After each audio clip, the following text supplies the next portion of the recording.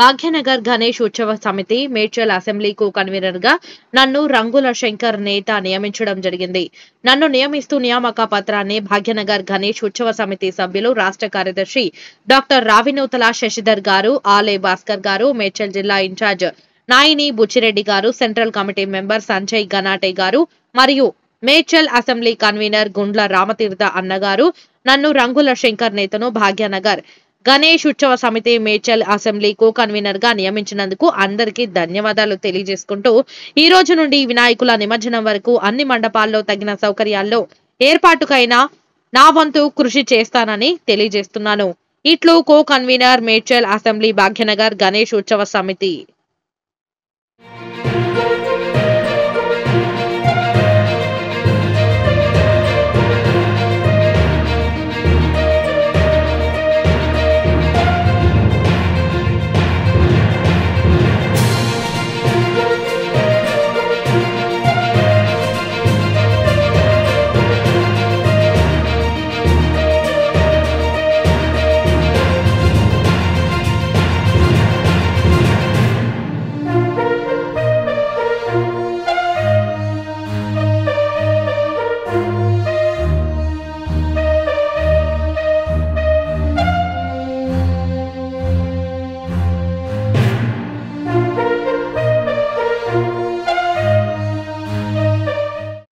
భాగ్యనగర్ గణేష్ ఉత్సవ సమితి Medchal assembly co convener గా నన్ను రంగుల శంకర్ నేత నియమించడం జరిగింది.